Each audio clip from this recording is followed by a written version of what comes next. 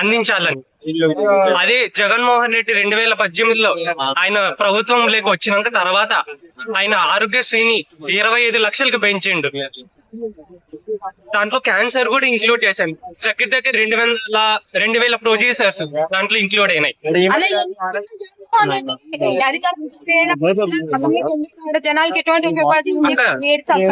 Total అంతా చెప్పినాక తర్వాత మీరు అడగండి క్వశ్చన్.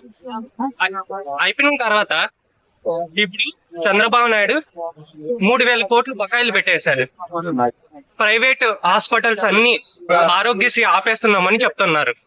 అది బకాయిలు కట్టదు కదా మీరు. 3000 కోట్లు అది కట్టుకోకుండా ప్రతి పేదవానికి వైద్యం అందాలి.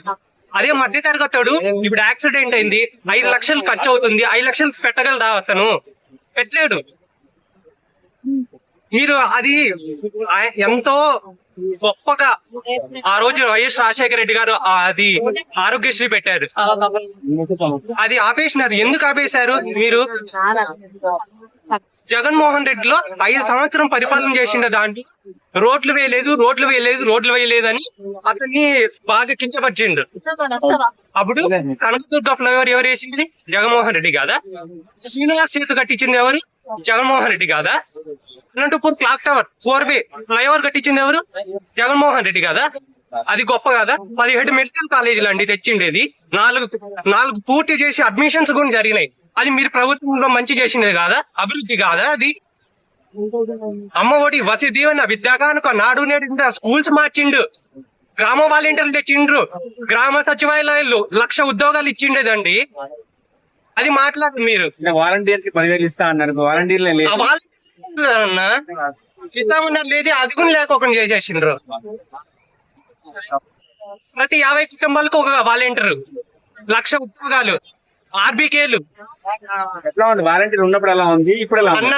వాలంటీర్లతో ప్రతి ఒక్క పని ఏదైనా గవర్నమెంట్ అది జరగాలంటే అంత వాలంటీర్లోనే ఉంది.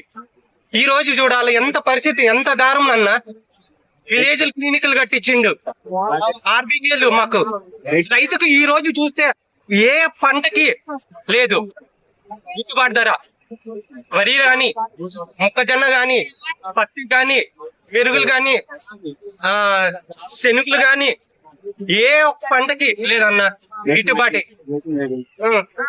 ఏది కూడా ఆయన అదే జగన్మోహన్ రెడ్డి ప్రభుత్వంలో ఉన్నప్పుడు ప్రతి ఒక్క రైతు బాగుపడిండు, ప్రతి ఒక్క పంట ఉండేది. ఈ రోజు టమోటాలు చూసాను ఎంత దారుణం అయిపోయిందన్న.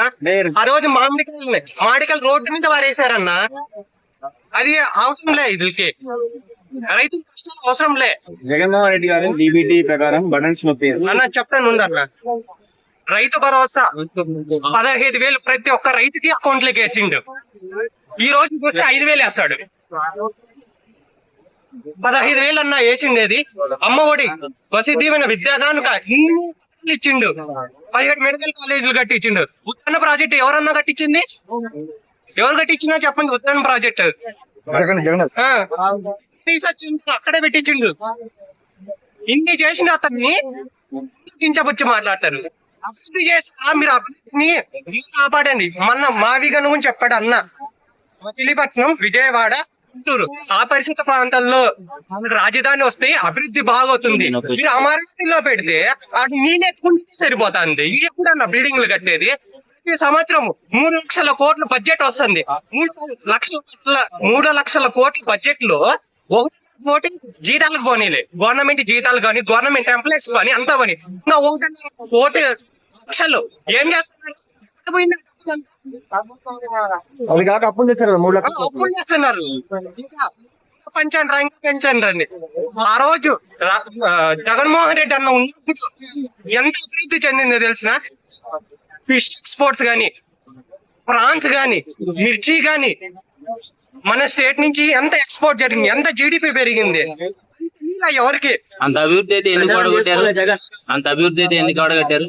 ఏంది ఓడగొట్టారా? నేను నిజాయితీ చెప్తే ఆయన ఓడిపోయిన 45% ఓటు శాతం ఉంది ఆయనకి.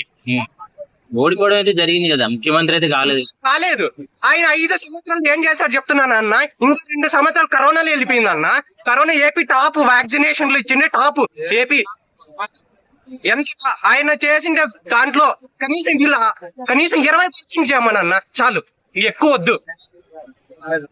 20%